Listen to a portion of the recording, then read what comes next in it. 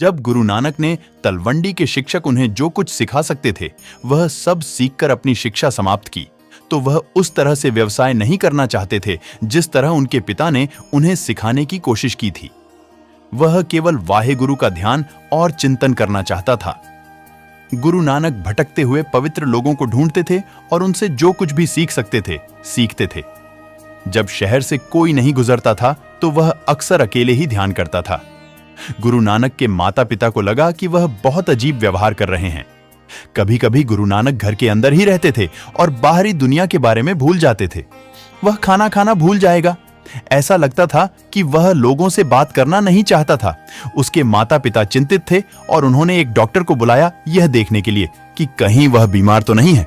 उन्होंने डॉक्टर से कहा, हमारा बेटा वास्तव में बहुत अजीब व्यवहार कर रहा है। हमें चिंता है कि उसके साथ कुछ गड़बड़ हो सकती है।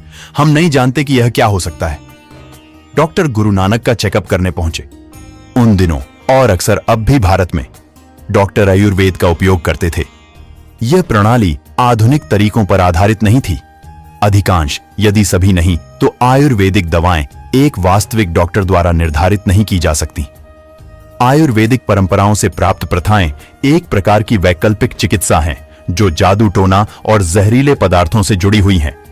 आयुर्वेद या आयुर्वेदिक चिकित्सा भारतीय उपमहाद्वीप की मूल निवासी हिंदू पारंपरिक चिकित्सा की एक प्रणाली है।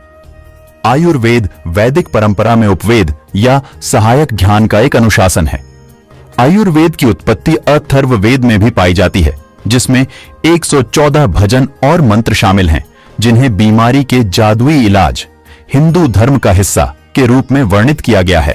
2008 में एक अमेरिकी अध्ययन में पाया गया कि इंटरनेट के माध्यम से बेची जाने वाली 30% आयुर्वेदिक अमेरिकी और भारतीय निर्मित पेटेंट दवाओं में सीसा, पारा और आर्सेनिक, जो मनुष्यों के लिए जहरीली हैं, जैसी भारी धातुओं के विषाक्त स्तर थे। आयुर्वेद की उत्पत्ति के बारे में कई पौराणिक कथाएं भी हैं। उदाहरण के लिए यह धन्वंतरी या दिवोदास को ब्रह्मा से प्राप्त हुई थी। आयुर्वेदिक प्रथाओं में हर्बल दवाओं, खनिज या धातु अनुपूरक, रस शास्त्र, शल्य चिकित्सा तकनीक, अफीम और मालिश द्वारा तेल का उपयोग शामिल है।